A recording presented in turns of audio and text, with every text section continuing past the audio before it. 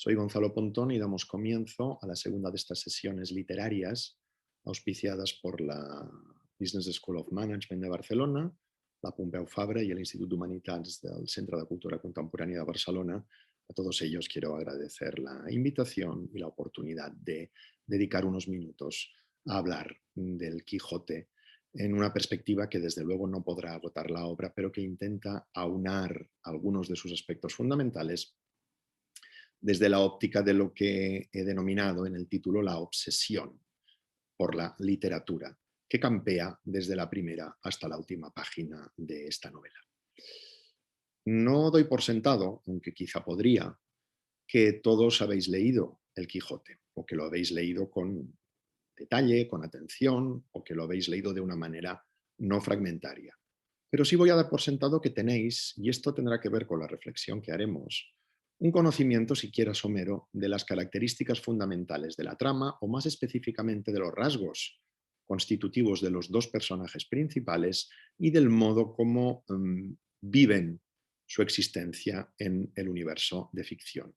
Y ello es porque El Quijote se ha convertido en una de las obras de referencia en la literatura universal y hoy en día se ha incorporado más allá de las fronteras del idioma. Hoy en día, y desde hace unos cuantos siglos, como también tendremos ocasión de ver, se ha incorporado al acervo común del conocimiento literario, sin que ello presuponga, como digo, la lectura específica. Como no presupongo nada, por lo tanto, lo que sí diré es que conviene que sepáis, si no lo sabéis, que lo que entendemos por El Quijote es en realidad dos novelas, publicadas con un lapso, un intervalo de distancia entre ellas de 10 años. La primera, El ingenioso hidalgo Don Quijote de la Mancha, se publicó con fecha de 1605, pero probablemente a finales, en las Navidades de 1604, tuvo un éxito inmediato que sorprendió a extraños y a propios, mismo Cervantes, que sin duda confiaba hasta cierto punto en las posibilidades de su obra, se vio también, cabe pensar, gratamente sorprendido por el modo en que ésta se reimprimió y en pocos años incluso tradujo a algunas principales lenguas europeas. La primera parte del Quijote se traduce al inglés en 1612, al francés en 1614, y una segunda parte publicada 10 años después, en 1615, en el otoño de 1615, apenas medio año antes de la muerte del escritor.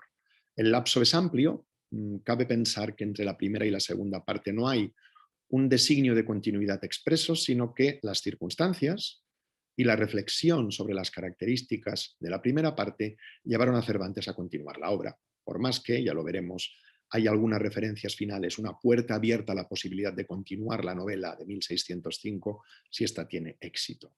Por lo tanto, El Quijote son dos momentos de escritura y el segundo momento, la segunda parte, que se titula prácticamente igual que la primera, pero no igual, El ingenioso hidalgo se convierte en ingenioso caballero en esta ocasión, porque en la primera parte Don Quijote, el hidalgo, Alonso Quijano, es nombrado caballero, aunque sea por escarnio, en los capítulos iniciales. Por lo tanto, en la segunda parte ya es un caballero y esa segunda parte, como digo, es un proceso de meditación y de profundización en las características de la primera.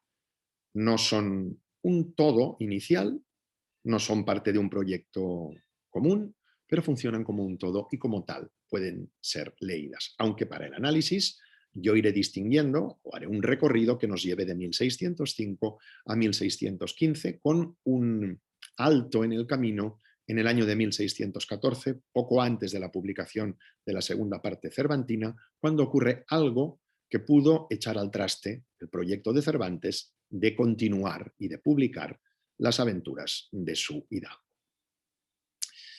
Empecemos por el título que he escogido para esta intervención, La obsesión por la literatura. Y ello porque quizás sea el rasgo más notorio del Quijote, junto quizá con la locura, junto quizá con el hecho de que lo identificamos en primer lugar como un libro cómico, como un libro de humor, como un libro que hace reír.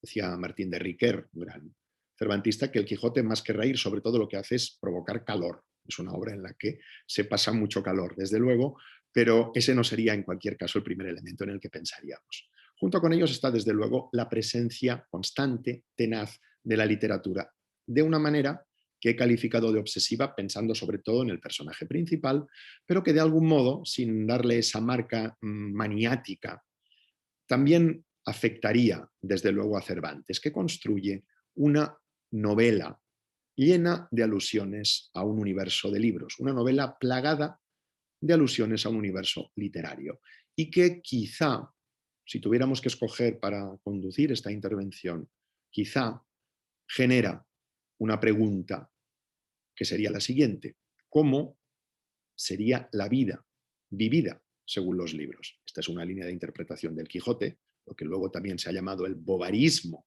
de un modo un tanto anacrónico, porque Madame Bovary no puede influir en Cervantes, digan lo que digan los teóricos de la literatura, sino a la inversa, el modo en que los personajes manifiestan una obsesión por leer y por vivir su propia existencia según los moldes de lo literario o en conflicto entre la realidad y lo que esos moldes literarios permiten, digamos, experimentar. Y eso es así, como digo, desde la primera hasta la última página del Quijote. Valga un único ejemplo, el prólogo a la primera parte, que son las primeras páginas que nos encontramos después de las obligatorias, de los obligatorios protocolos legales, la tasa, la fe de ratas, los privilegios correspondientes. Lo que nos encontramos es el prólogo al Quijote de 1605. Como todo prólogo, se ha escrito a posteriori, cuando la novela está acabada. Por lo tanto, es quizá el texto más reciente, aparte de los protocolos administrativos, de la novela de 1605. Y es el primero que leemos. Y en él se nos ofrece una imagen muy característica. El narrador, que identificaremos en este caso con Cervantes, el autor de la novela, se nos aparece recostado en el bufete donde escribe, con la mejilla apoyada en el codo, en actitud pensativa, intentando escribir un prólogo. El prólogo del Quijote nos cuenta la dificultad de escribir un prólogo y su contenido es explicar lo difícil que es componer un prólogo. Mediante ese juego, el prólogo, con un tono irónico y paródico manifiestos con respecto al modelo general de prólogo elogioso o de prólogo tópico que existía en ese tiempo, es evidente. Y ese juego nos encadena hasta la última línea de la segunda parte del Quijote, cuando el narrador inventado Cide Benengeli, del que también hablaremos, cuelga la pluma con la que ha escrito y explica que todo el libro que se ha leído no ha tenido otra intención que ser una invectiva contra los libros de caballerías. Vayamos pues por partes, en la medida en que el tiempo nos lo va a permitir, y caractericemos algunos de estos aspectos fundamentales. En primer lugar, nos tenemos que fijar, por supuesto, en el protagonista, en el hidalgo Quijana o Quijada, finalmente estabilizado como Alonso Quijano. Su nombre varía de las primeras páginas, al que se emplea con mayor asiduidad en la primera parte, al que luego Quijano se impone en la segunda de manera sistemática y es con el que resulta más conocido. En la figura del hidalgo, Cervantes coloca una serie de elementos fundamentales que configuran una personalidad en la que resulta perfectamente verosímil lo que ocurre. Alonso Quijano es un hidalgo de aldea, es decir, un miembro del estamento más bajo de la nobleza, alguien que precisamente por sangre, por origen, tiene vedado el trabajo manual. No se puede ganar la vida, tiene que vivir de rentas. Las suyas, como Cervantes describe en los primeros párrafos muy conocidos de la novela, son menguadas, la vida es una vida retirada y en la que lo que impera sobre todo es el ocio, el tiempo libre de que dispone. Las pocas rentas que tiene las dedica a invertir en aquello que llena sus ratos de ocio, que es la lectura de los libros de caballerías. Los libros de caballerías constituyen un género literario y un género editorial en boga durante todo el siglo XVI, muy vinculado también en su expansión a los orígenes de la imprenta, sobre todo en España, y que hunde sus raíces en las tradiciones caballerescas medievales. No me detendré a caracterizarlas, pero es el mundo, muy en resumidas cuentas, que podemos encontrar en paladines como Roldán, en las historias en torno a Carlomagno y a los pares de Francia, en las leyendas artúricas, en el ciclo de los romans courtois franceses de los siglos XII y XIII, toda una tradición heroica, grandilocuente, con aventuras desaforadas, con amores imposibles, en las que los héroes, los personajes, viven permanentemente la aventura, viven permanentemente una existencia bélica, en segundo plano amorosa, en un universo en el que la maravilla y lo descomunal, lo colosal, lo grandioso, tienen siempre su lugar, junto con lo inverosímil, con lo atropellado, con muchas veces lo imposible. Esas eran las lecturas del Hidalgo. Y tiene lógica que el Hidalgo leyera precisamente eso, sino otros libros, aunque en el escrutinio que se lleva a cabo de su biblioteca se ve que leía otro tipo de manifestaciones, poesía y otras formas de narrativa de su época. Pero el grueso, los libros que acaban en la hoguera, en el famoso capítulo sexto de la primera parte, eran precisamente historias caballerescas. Los amadises, palmerines, oliveros, caballeros del Febo, tan característicos de las páginas de toda la novela. Digo que era lógico que las leyera porque un hidalgo empobrecido, un descendiente de nobles de mayor fortuna, recordad, si lo habéis leído, que cuando la locura lo invade, el hidalgo desempolva unas armas de sus bisabuelos. El hidalgo empobrecido tiene un linaje detrás y solo puede vivir la experiencia de la vida idealizada, de la guerra y de la aventura a través de las ficciones que deparan esa experiencia y que eran un género muy habitual en la época y querido. El mismo Quijote nos da muestra de ello, porque hay muchos lectores de novelas de caballerías de muy distintos estamentos sociales, lectores u oidores, porque también los analfabetos parece que se gustaban de disfrutar colectivamente de este tipo de textos si alguien se los podía leer. Son muchos, digo, los estamentos próximos a la literatura caballeresca, pero ninguno tan bien escogido como el del Hidalgo de Aldea. Esta lectura constante, maniática, de día y de noche, fomentada por la desocupación, lo lleva finalmente a perder el juicio y caer, no leer el pasaje porque el tiempo es breve. Me habría gustado compartir algunos fragmentos, pero entonces parte de lo que quiero explicar quedaría en el aire, quizá lea alguno, pero fundamentalmente parafrasearé lugares, por otra parte, relativamente conocidos. Esta lectura obsesiva lo llevan a un tipo de locura muy específica. Alonso Quijano cree que las novelas que lee no son novelas, sino libros de historia. Este es un matiz importantísimo para entender la perspectiva original desde la que Cervantes plantea el proceso de transformación de su personaje, porque busca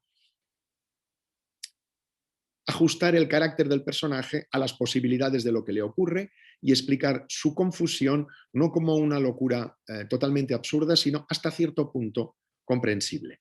Se cree que Amadís, se cree que Roldán, se cree que Oliveros existieron y que por lo tanto lo que puede hacer él es imitar las hazañas de estos héroes del pasado y trasladar al presente, en un ejercicio, digamos, de virtud, los méritos y los merecimientos de la caballería de antaño.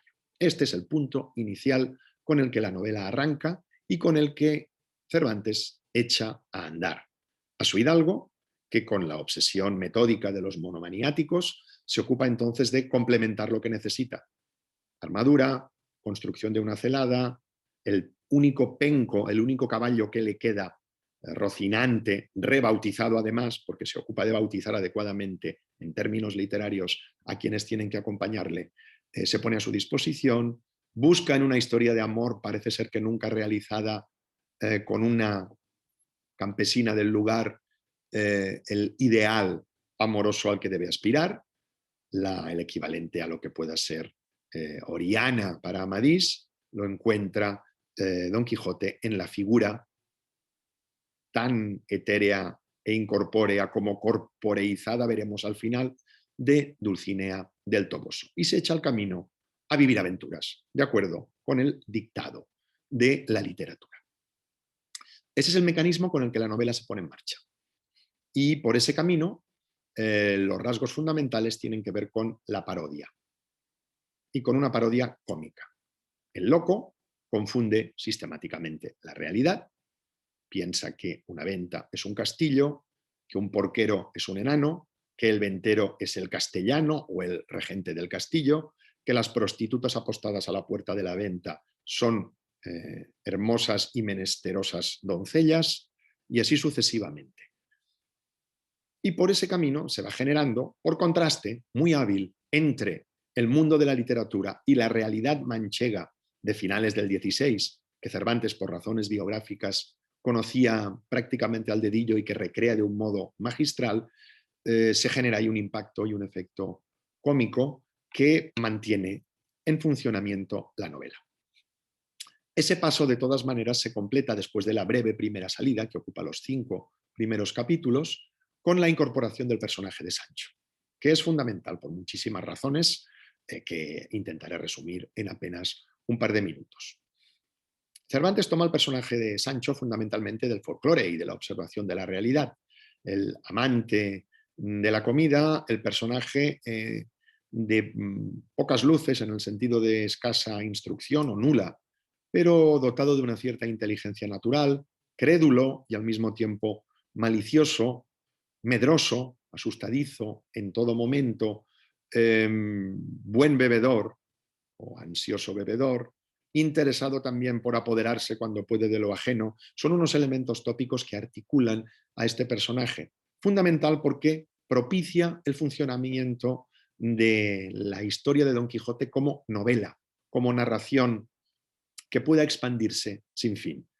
Hasta la aparición de Sancho, Don Quijote solo puede manifestarse a través de lo que hace o mediante parlamentos, monólogos, peroratas, más o menos extensas en las que deja traslucir su delirio. Con Sancho tenemos un contrapunto por muchísimas razones con el personaje de Don Quijote. Y entre los dos se va enlazando un gustosísimo diálogo que al final se convertiría en lo que haría las delicias de los lectores. El propio Cervantes, a través de sus personajes, lo diría cuando escribiera la segunda parte, es decir, 10 años después. Viene a señalar que lo que se buscan son más experiencias como las de Don Quijote y Sancho, vengan más quijotadas, vengan más disparates y más refranes y más dichos de Sancho, porque aquello es lo que precisamente sustenta también otra perspectiva del humor de la obra. Y ambos personajes, además, como se ha estudiado muy bien, se influirán mutuamente e irán sufriendo, sobre todo en el caso de Sancho, irán experimentando una paulatina transformación. Don Quijote, por un lado, porque Don Quijote, si al principio es un loco desatado y esencialmente un loco que tiene alucinaciones, confunde, ya lo hemos dicho, pero por ir a historias mucho más conocidas, los molinos con gigantes, los rebaños de ovejas con ejércitos, una bacía de barbero, es decir, poco más que un orinal o que una palangana, con un célebre yelmo, es decir, una célebre armadura para la cabeza que aparece en el Orlando Furioso de Ariosto, la gran obra seria en verso italiana que antecede 70 años más o menos al propio Quijote y en la que Cervantes bebe muy a menudo. Si ese mecanismo de alucinación es lo inicial, poco a poco, en el diálogo con Sancho, Don Quijote se va revelando un personaje mucho más complejo, un personaje con lecturas, un personaje que tiene opiniones sobre infinidad de asuntos de la vida y que, cuando no, como se dice en la novela, no disparata en lo que toca a la caballería, se maneja con una rectitud, con un buen tino y con un juicio absolutamente admirables. Esa complejidad del carácter de Don Quijote se irá poniendo de manifiesto sobre todo en la segunda parte, cuando algunos personajes se maravillen al contemplarlo y duden de si es un loco simplemente o hay algo más detrás de él. Como dirán dos personajes de la segunda parte, un padre y un hijo, con los que se encuentra en el primer trecho de la novela, Don Quijote es un entreverado loco, un loco entreverado, es decir, un loco a ratos, un loco cruzado, lleno de lúcidos intervalos. Y esos momentos en que la locura da paso o da cauce a la cordura, nos encontramos con un personaje completamente distinto. Y eso puede explicar la burla de Sancho para con su señor y la admiración que también siente, el tipo de vínculo particular que se va estableciendo. Por este camino, además, en el diálogo entre ambos personajes, en el modo distinto de vivir esa experiencia tan compleja, una experiencia en donde la realidad choca sistemáticamente con el mundo predeterminado de los libros de caballerías que, por decirlo así, Don Quijote utiliza como mapa, como brújula con la que moverse a través de la existencia, el problema, por decirlo así, este tema de fondo sobre la relación entre realidad-apariencia o sobre la relación entre ficción, entendida como mentira, entendida muchas veces como disparate, y realidad pura y dura, también va creciendo y va ofreciendo una posibilidad como tema literario amplísima. Algunas de las historias en donde Don Quijote todavía actúa como ser alucinado, por ejemplo, la historia de los rebaños, se abren sutilmente, y este es un aspecto que si hubiera tiempo se podría seguir en una lectura minuciosa, en una mínima close reading de esos pasajes, se abren con juegos en donde el propio narrador nos sitúa a los espectadores en un contexto parecido al de Don Quijote y Sancho. La aventura famosa de los rebaños, que tiene como trasfondo, ya lo he dicho, una confusión absurda entre dos rebaños de ovejas y dos ejércitos, y la participación en una batalla ficticia de la que Don Quijote solo saca unas cuantas ovejas muertas y varios dientes arrancados por efecto de las pedradas con honda que le tiran los pastores, espantados de que alguien esté diezmando a sus rebaños. Este episodio se abre con una descripción en la que vemos todos, Sancho y Don Quijote incluidos, y nosotros con ellos, una nube de polvo. Tarda en presentarse esa realidad, y de este modo lo maravilloso de lo real parece que va cobrando carta de naturaleza en la novela. Ocurre también en el capítulo 20 de la primera parte, con la célebre historia de los batanes, la más célebre aventura que con el menor perjuicio sacó adelante Don Quijote, en donde no hay peligro ninguno. Toda la noche se la pasan Don Quijote y Sancho, Don Quijote atento y Sancho muerto de miedo, atraídos por unos ruidos que se producen en la mitad del bosque y que resultan ser simplemente el sonido que dan los mazos de un molino de agua, los mazos de un batán. Pero durante muchísimo rato nosotros no tenemos más información que ellos, y por lo tanto la posibilidad de lo maravilloso queda abierta. Este tipo de juego, que no implica que la literatura de caballerías se apodere exactamente de la novela, pero que empieza a incluir cierto perspectivismo, es constante, alcanzará una prodigiosa dimensión única hasta ese momento en la literatura, en la segunda parte del Quijote, pero ya tiene algunas cumbres importantes en la primera parte, sobre todo a partir del retomar de un episodio, el episodio del yelmo de Mambrino, que consiste, se explica en el capítulo 21, justo después de la aventura de los batanes, Don Quijote pone en fuga a un barbero que después de una lluvia regresaba a su casa y llevaba en la cabeza puesta la bacía, la palangana, con la que arrancaba las muelas y depositaba ahí pues, los apósitos, adminículos, restos orgánicos necesarios para tal proceso. Como está lloviendo, se la pone en la cabeza, la bacía, que sería de latón, relumbra al sol, y Don Quijote se piensa que es un yelmo, se piensa que es el casco de un caballero. Don Quijote se acerca, ante esa aparición el barbero se da la fuga y se quedan, entre otras cosas, esta bacía que Don Quijote se encasqueta y que tiene por el preciadísimo yelmo de Mambrino. Bien, hacia el tramo final de la primera parte, en un episodio que tiene lugar en una venta, este barbero reaparece, reconoce a Don Quijote, reconoce todo lo que le ha sido arrebatado, también la albarda, es decir, el equipaje, el equipamiento que llevaba su montura, un asno. Ha sido Sancho quien se ha quedado con esta parte del negocio y reclama que le sea devuelto. Y en ese contexto, Sancho forja en la discusión sobre qué es lo que se quiere recuperar, si una bacía o un yelmo.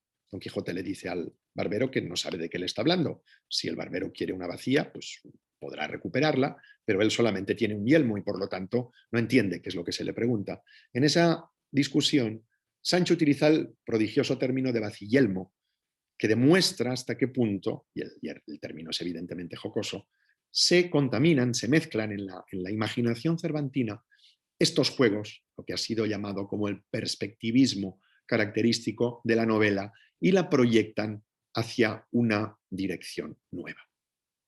Estos serían algunos de los rasgos fundamentales, muy claros, de esta primera parte. Añadiré, porque en la segunda me detendré un poquito más, que otro rasgo importante de la primera parte es que, mediada la historia, después del capítulo 22, el famoso capítulo de los galeotes, Cervantes introduce un giro narrativo a raíz de un acontecimiento que tiene que ver con cometer algo que puede ser penado por la justicia, liberar a unos presos del rey que iban condenados a galeras por ladrones. Don Quijote y Sancho deciden refugiarse en la espesura de la sierra, en mitad de Sierra Morena, en la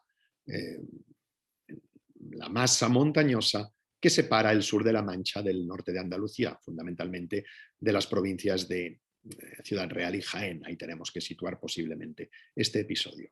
Y en ese momento, el peso, a mitad de la novela, la primera parte tiene 52 capítulos, en torno al capítulo 23, 24, 25, el peso de Don Quijote y Sancho decrece y se convierten fundamentalmente en espectadores de historias ajenas. Las historias de Cardenio y de Dorotea, la historia del curioso impertinente, la historia del capitán cautivo, la historia de Don Luis, una serie de episodios que ocurren en la sierra y posteriormente en una venta que ha sido muchas veces designada como un hervidero de relatos. La primera parte, por lo tanto, tiene este desequilibrio y tiene que ver probablemente con la inseguridad o con ciertas dudas, a pesar de lo que yo os decía antes, también señalaba este aspecto. Llamémoslo inseguridad o ciertas dudas, o llamémosle la voluntad de Cervantes de incluir en su novela algunas manifestaciones de los principales géneros narrativos de su época. En su afán de escribir una sátira de los libros de caballerías, no quiere convertir el suyo en un libro de caballerías que corrija mediante ese recurso a los libros precedentes, sino en algo más o en algo distinto, en un juego de unidad y de variedad, o de variedad en la unidad. El hilo conductor son Don Quijote y Sancho, pero luego hay otros narradores, otras historias que se nos van a ir presentando.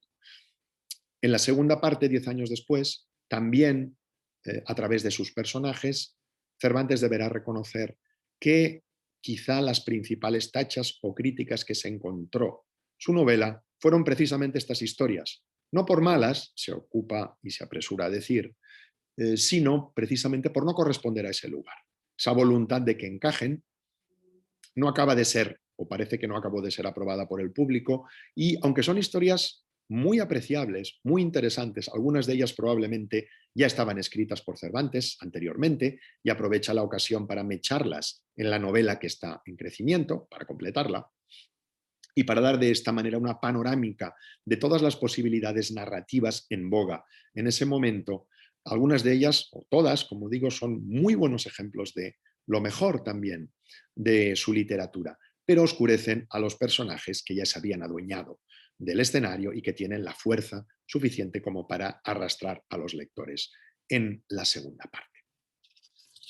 Pasan, como antes decía, 10 años y en 1615, cuando Cervantes ya es un escritor reconocido precisamente por el Quijote y que ha podido publicar otras cosas, las novelas ejemplares, parte de su teatro inédito, porque no había logrado, inédito en el doble sentido, no impreso antes, y que no había logrado ver representado en los escenarios madrileños, como era su deseo, vuelve, no sabemos en qué momento, pero cabe creer que no inmediatamente después de acabada la primera parte. En ella, como decía, deja abierta la puerta a una continuación que transcurriría en Zaragoza. Se sabe que, según dicen los anales de la Mancha, se acaba la primera parte, Don Quijote asistió a unas justas en Zaragoza, quizá como una posibilidad que en un determinado momento decidió retomar, pero probablemente más cerca de 1605 que de los años inmediatamente posteriores a la conclusión del Quijote de 1605, años en los que, por otra parte, la documentación sobre la actividad de Cervantes, la vida de Cervantes, es particularmente escasa. No lo podemos saber con certidumbre. Pero en todo caso hay algunos indicios dentro de la segunda parte que apuntan más bien hacia fechas posteriores a 1610. La segunda parte, como decía, es una profunda meditación sobre el éxito de la primera, sobre los mecanismos de la primera y una reescritura en gran medida de aquella. Se trata, y por eso precisamente podemos hablar de un solo libro en dos partes, de llevar hasta las últimas consecuencias algunos de los caminos atisbados, afirmados con prudencia, en la parte de 1605. En primer lugar, es una obra con muchísima más cohesión.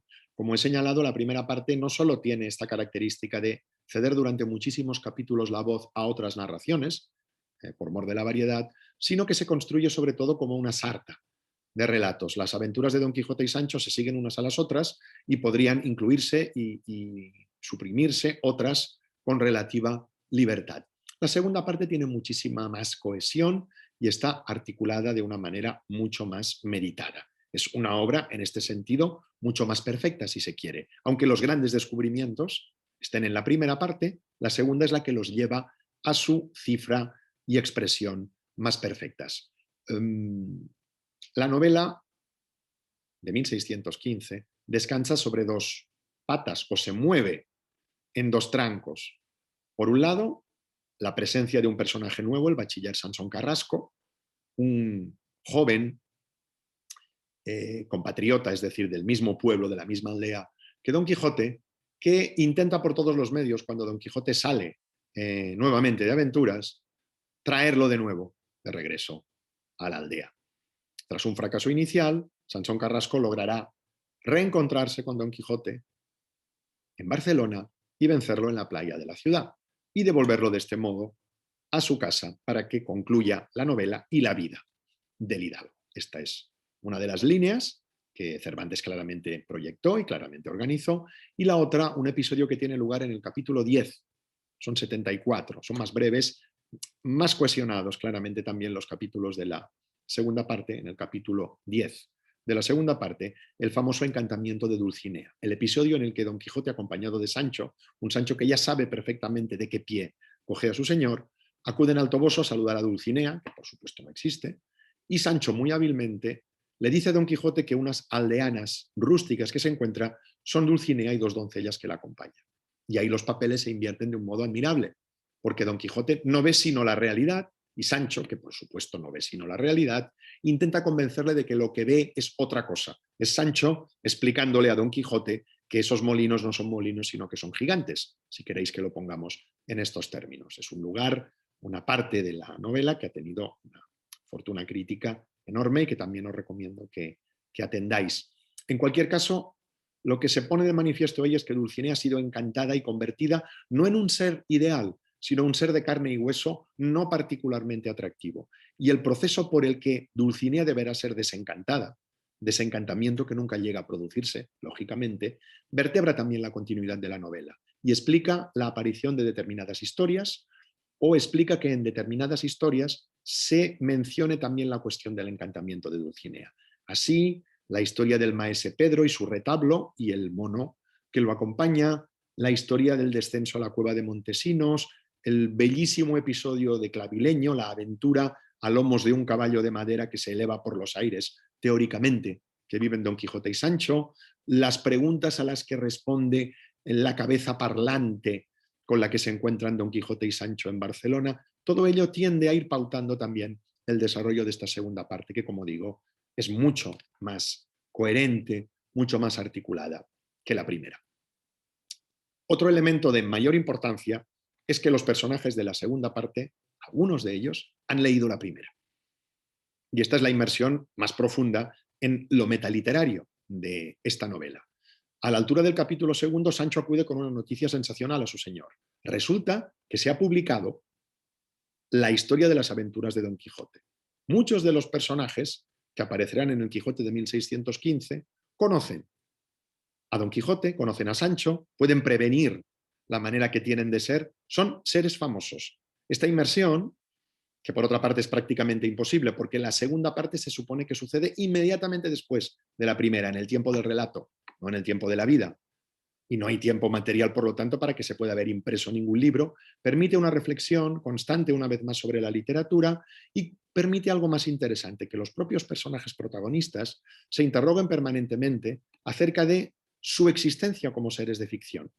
Ellos no tienen la oportunidad de leer la primera parte del Quijote, la han vivido y se preguntan, sobre todo Don Quijote, de cómo habrán sido representados. Este efecto, este torbellino juego de espejos narrativo, metaliterario, contrariamente a lo que cabría pensar, no les confiere a Don Quijote y Sancho un carácter menos real, sino que les da una autonomía que nos los hace percibir de un modo todavía más vivo, como si actuaran por cuenta propia. Es un estupendo recurso que Cervantes lleva, como digo, a sus últimas consecuencias, apoyado en otra serie de factores importantes.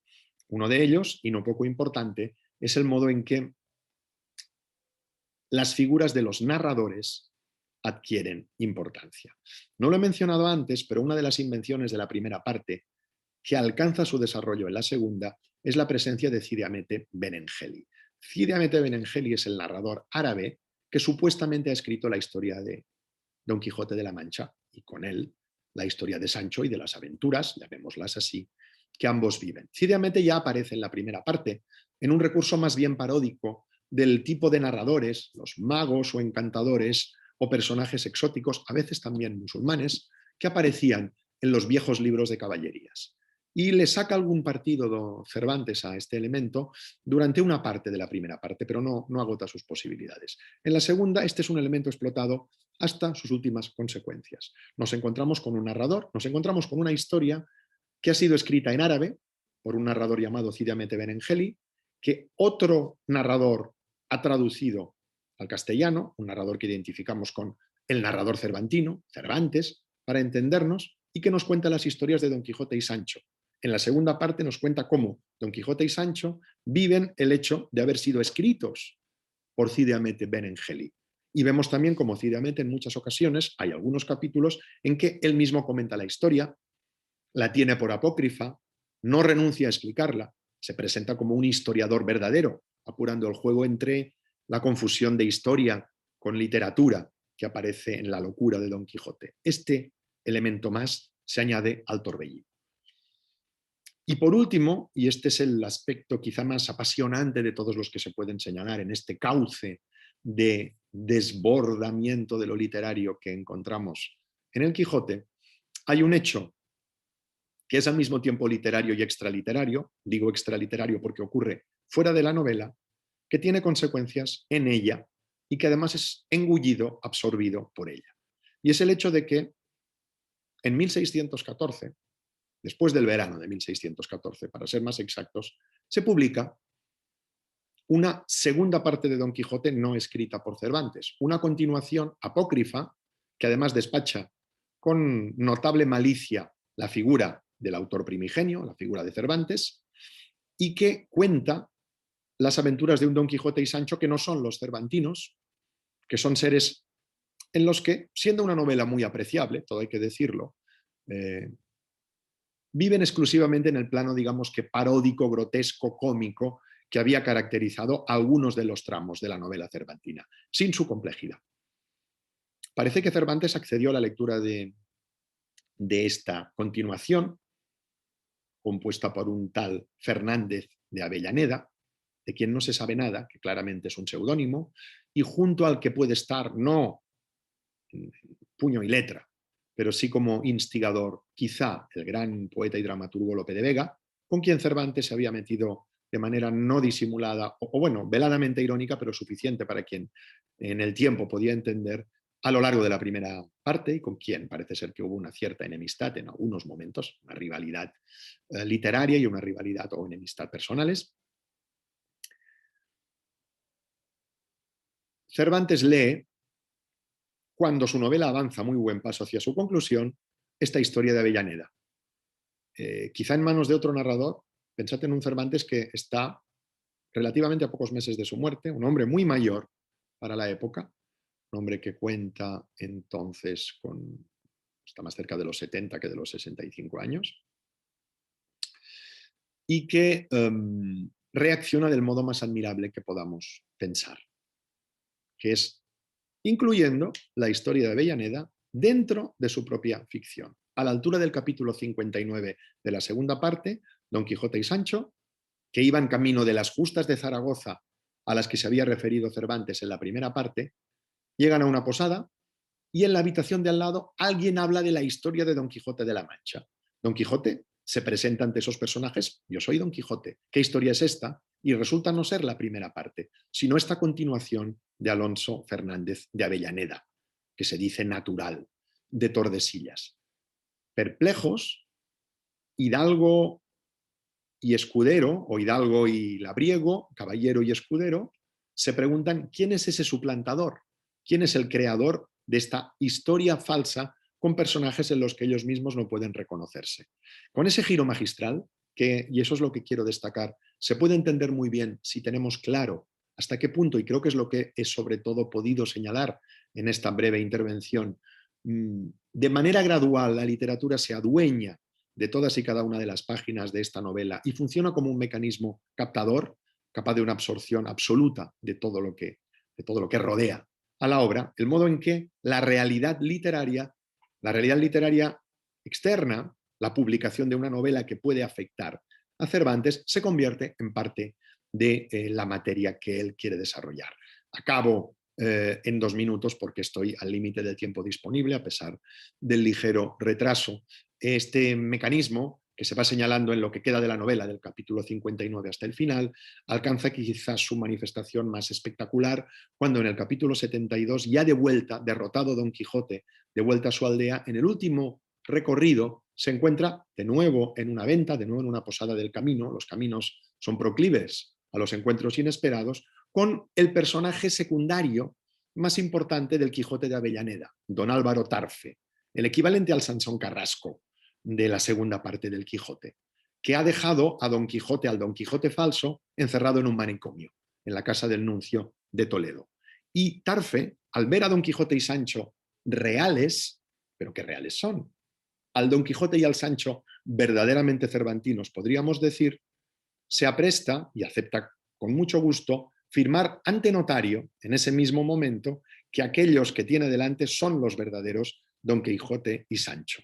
La literatura, engullida por la misma literatura, permite acceder al universo especial de este loco literario que es Don Quijote, de esta creación magistral que nos llena en todas y cada una de sus páginas de un sentir muy específico, de una sensibilidad muy específica por un tipo concreto de literatura. La literatura, por un lado, de pasatiempo. En la mente de Cervantes podría haber muchas intenciones, no da tiempo para hablar de cómo y de qué maneras se ha ido leyendo el Quijote. La novela contiene, en estado latente, podríamos decir, tantas posibilidades de interpretación como tiempos, modas y perspectivas nos separan en estos 4 siglos de ella.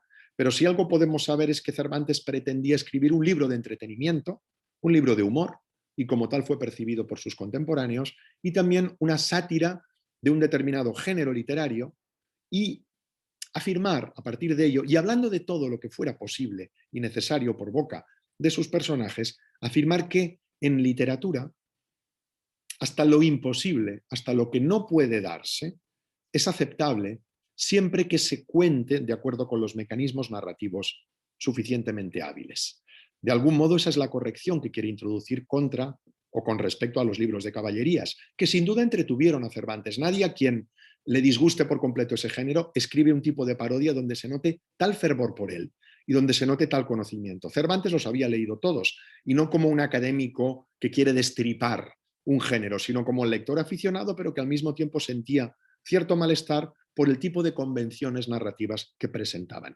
Con esto, Cervantes agota el género, lo clausura para siempre, no se imprimirán ya más libros de caballerías después del Quijote, y a través del modelo que quiso impugnar, construye, en un juego interesantísimo también de perduración y de sustitución, el modelo de lo que entendemos hoy por novela moderna. Muchas gracias. Y en estos minutos disponibles, porque entiendo que aún nos quedan por lo menos 5 en el horario normal, y si hay que extenderlo un poco, quizá 10 o 12, que es lo que me habían dicho que permitiera que tuviésemos, estoy a vuestra disposición para responder a preguntas. Podéis levantar la mano o bien abrir el chat también por si es necesario seguir aquí alguna intervención. Si habláis, no olvidéis conectar el micro, por supuesto. Y ya puestos, si podéis abrir la pantalla, no sé si tenéis acceso a cámara los que estáis como oyentes. Mientras pensáis las preguntas, entonces, si no os parece mal, y ya me dirán Matilde y Ruth si es buena o mala idea. Si no me dicen nada, entenderé que no es mala idea. voy a dedicar 3 minutos a leeros, en relación con lo que os estaba diciendo, un único fragmento del Quijote. Tenía, como os dije, una selección de fragmentos para leer, pero ya me doy cuenta de que si los hubiera intercalado, todavía nos habríamos quedado más cortos de lo que me habría gustado. La novela, como veis, es inagotable, o quizá mi verborrea es lo inagotable, pero en todo caso solo he apuntado unas pequeñas cuestiones. Voy a compartir pantalla con vosotros para leeros un único fragmento.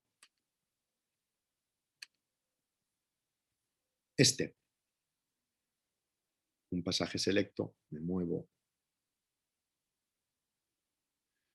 El último que tenéis, que pertenece, lo veis en la indicación final, a la segunda parte, al capítulo 3, y tiene que ver con esos capítulos iniciales de la segunda parte en donde los personajes principales se dan cuenta de que su historia ha sido escrita, anda impresa, y por lo tanto que están a expensas de lo que se puede haber contado de ellos, y tienen preguntas de muchísima curiosidad y muy variadas sobre la cuestión. Es interesante cómo Don Quijote se preocupa por el modo en que se haya referido su propia historia y la forma como Sansón Carrasco, que efectivamente ha leído la primera parte del Quijote, y en este sentido podemos percibirlo aquí sobre todo como portavoz momentáneo de la visión que el propio Cervantes tenía del sentido y del resultado alcanzado con su propia novela, dice lo siguiente. Eso no, bueno, leemos primero lo que dice Don Quijote, y así debe de ser mi historia, porque tendrá necesidad de comento para entenderla. Don Quijote está preocupado de que la historia esté tan mal contada que no se pueda entender. Eso no, respondió Sansón, porque es tan clara que no hay cosa que dificultar en ella. Los niños la manosean, los mozos la leen, los hombres la entienden y los viejos la celebran. Es decir, se trata de un libro para todas las edades. Es el deseo de Cervantes, o quizá es el reflejo de lo que realmente estaba ocurriendo, porque la novela fue, insisto, enormemente popular prácticamente desde el momento de su publicación. Se publica en los últimos días de 1604, como os decía, o primeros de 1605. Pues ya para el carnaval, es decir, un par de meses después, en Valladolid hay individuos que salen con máscaras de Don Quijote y Sancho. Y finalmente, sigo leyendo, es tan trillada y tan leída y tan sabida de todo género de gentes, está en la variedad de su público, que apenas han visto algún Rocín flaco cuando dicen, allí va Rocinante. El modo en que los personajes calan en nuestro imaginario, realmente pocos héroes de la literatura universal se podrían señalar de una manera tan clara. ¿Cuál es el aspecto de Hamlet? ¿Cuál es el de Robinson Crusoe? Aunque este todavía sería un personaje posible. ¿Cómo era Héctor? Pero Don Quijote y Sancho constituyen una estampa visual absolutamente inconfundible. Y los que más se han dado a su lectura son los pajes, dato que debe de ser histórico y es sorprendente. No hay antecámara de señor, es decir, no hay cámara para los criados, los pajes de los nobles, donde no se halle un Don Quijote. Unos le toman, si otros le dejan, se pasan el libro los unos a los otros. Estos le embisten y aquellos le piden.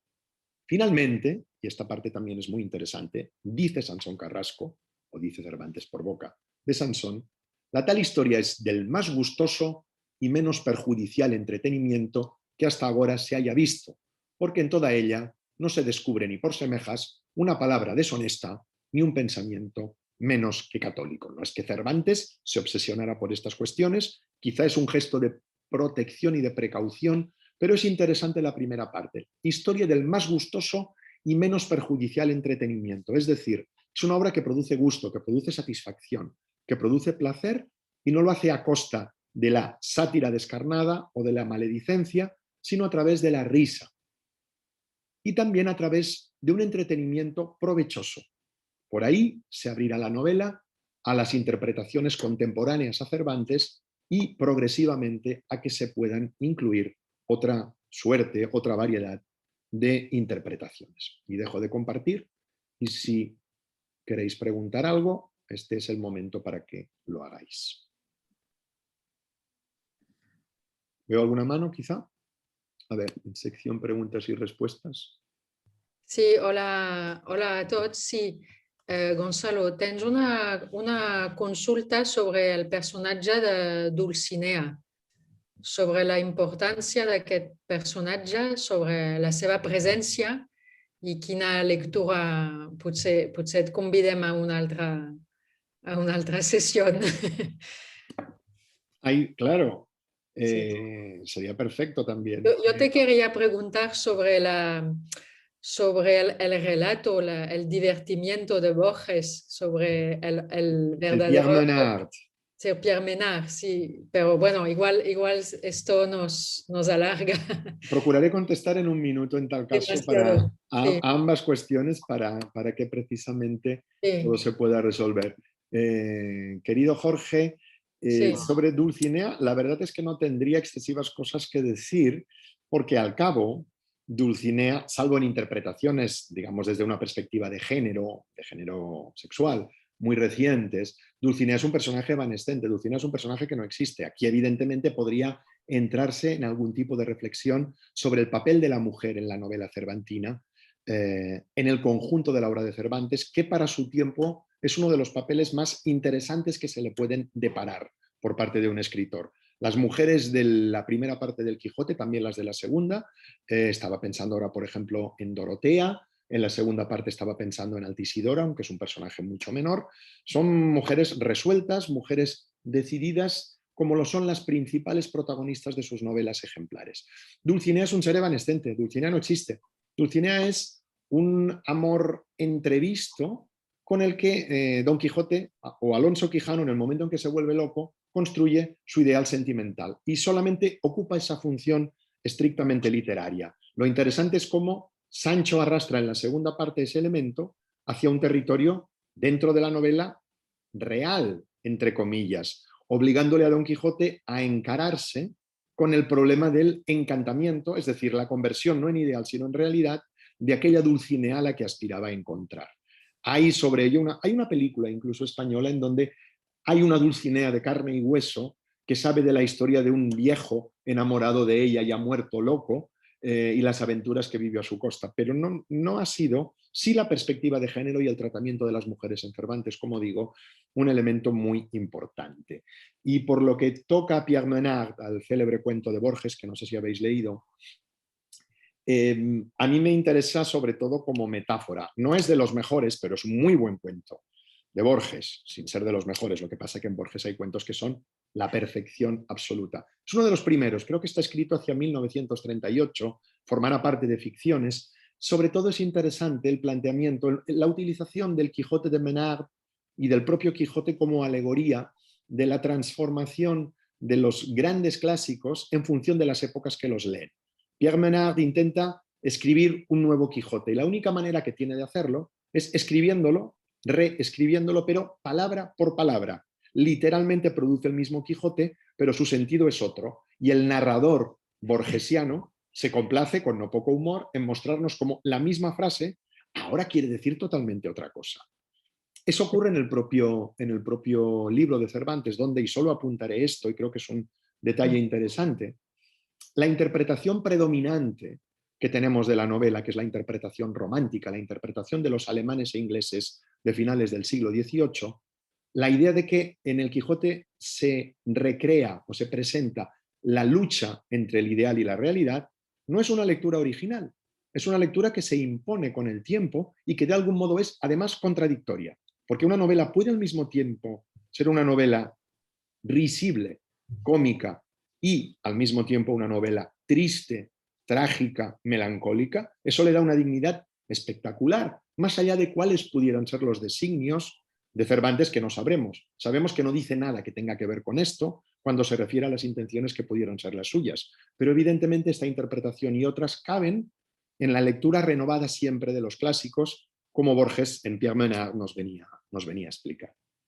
Sí, sí, fantástico. Yo creo que hace puente con la pregunta que tenemos aquí de Iago, que nos propone que desaparecieran todos los libros del mundo y que solamente con el Quijote podamos reconstruir toda la literatura. O sea que una ¿Te parece correcto? No, no, a mí me parece que ¿Más que un Quijote o qué? yo no tiraría después de lo que hace el brazo seglar del ama en el caso del capítulo sexto, yo no arrojaría ningún libro más a ninguna hoguera porque eso además es peligroso y se ha hecho demasiadas veces en la historia de la humanidad. Hay Sí, libros buenos y libros malos, pero hay muchísimos libros, se hay connota muchos muy libros mal, ¿no? necesarios.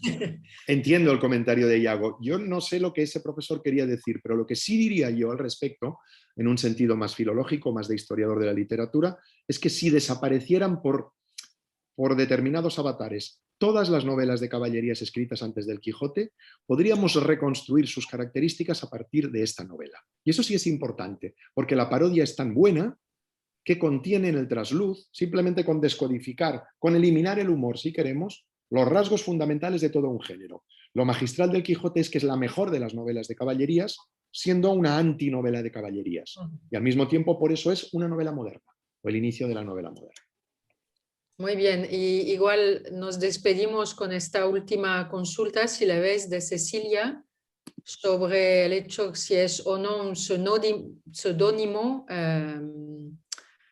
Alonso Fernández de Avellaneda. De Avellaneda. No, Sí. las razones por las que presuponen que son seudónimos, primero, porque el rastreo documental en torno a la vida y hechos de Cervantes, que se inicia prácticamente en el siglo XVIII y que tiene un momento extremo y de descubrimiento de máxima información durante el positivismo de finales del siglo XIX, nunca ha encontrado a ningún Alonso Fernández de Avellaneda. Ni hay en el contexto literario, y aquella obra no es la obra de alguien que no ha escrito nunca antes ni después, eso es muy raro, nadie que responda a ese nombre que utilice en otra ocasión ese seudónimo. Hay referencias en la novela de Avellaneda al juego de espejos, y Cervantes lo dice con muchísima claridad. No tenemos ninguna prueba de que existiera un personaje llamado así, un autor llamado así. Lo que sí se ha intentado, en cambio, es identificar a ese Avellaneda con otros escritores de carne y hueso de la época, pero este es un territorio en donde caben muchos elementos, ya no diría cervantinos, sino quijotescos, es decir, buenas intuiciones, pero también desvaríos. Es toda una literatura científica que no vale la pena recorrer. Perfecto, pues creo que hemos aprendido mucho también con tus respuestas a estas preguntas y si no hay más inquietudes, pues creo que despedimos al Quijote y sus adoradores por esta tarde. Muy bien, Matilde, pues muchísimas Muchas gracias. Gracias a gracias. todos y espero que Gracias. hasta otra ocasión. Sí, yo también, que queda mucho por hablar. Muchas gracias. Adiós. Adiós.